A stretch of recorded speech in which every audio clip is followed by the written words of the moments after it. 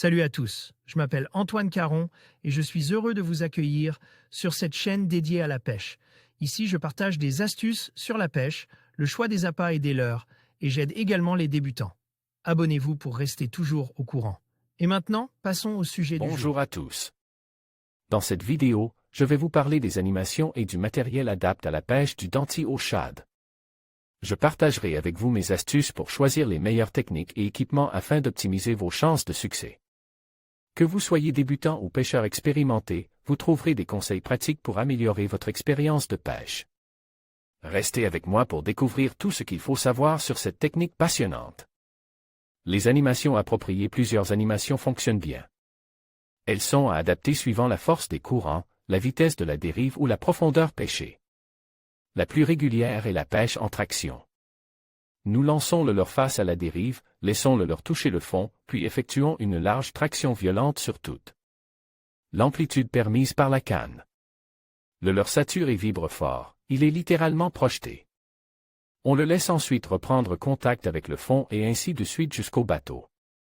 Cette animation agressive et incitative offre un subtil équilibre entre forte présence du leurre aux yeux des prédateurs et leurre relativement imitatif. L'autre animation de base, quand les poissons sont collés au fond, apathique, consiste à gratter le fond derrière la dérive. Cela imite à la perfection un poisson de roche évoluant nonchalamment près du substrat. La touche peut être franche et violente comme quasiment imperceptible.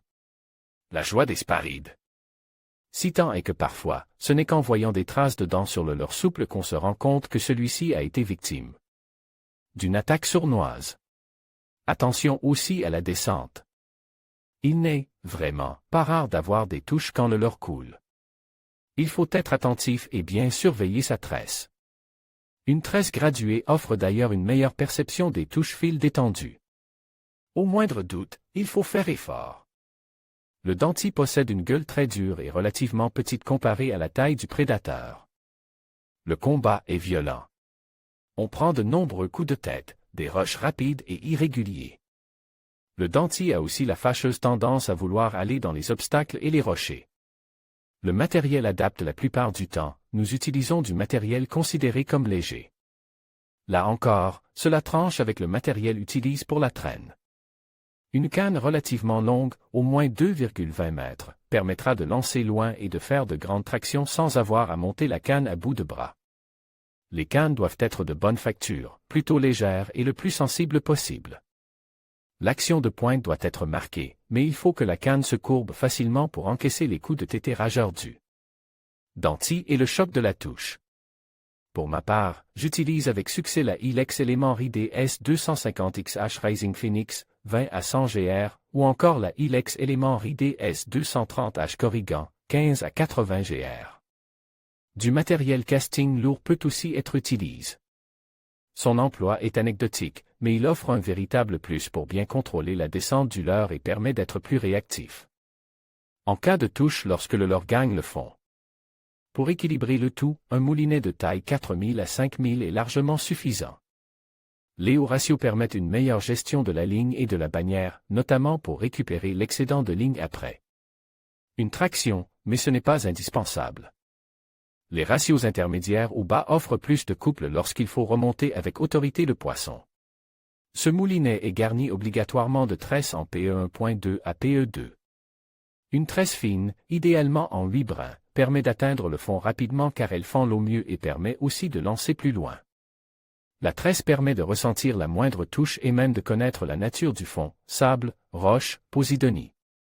Une tresse graduée est un véritable plus pour bien suivre la profondeur à laquelle évolue le leurre. Le bas de ligne est en fluoro Shock Leader de qualité, d'une résistance de 16 à 25 lbs. Plus vous pêcherez fin, plus vous pêcherez efficacement et aurez des touches. Il faut souvent un bas de ligne assez long. Prévoyez entre 3 et 6 mètres de fluorocarbone suivant les conditions. Pour finir, sachez qu'un denti de 8 kg a sûrement plus de 30 ans. Sa croissance est très lente et il est très vulnérable, notamment auprès des pêcheurs au vif peu scrupuleux. Relâchez un maximum de vos dentis quand cela est possible et prenez toutes les précautions nécessaires lorsque vous manipulez ce magnifique prédateur.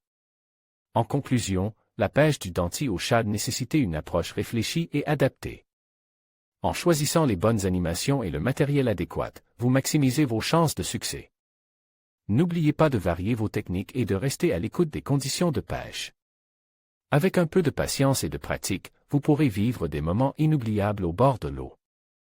Merci de nous avoir suivis et à bientôt pour de nouvelles aventures de pêche.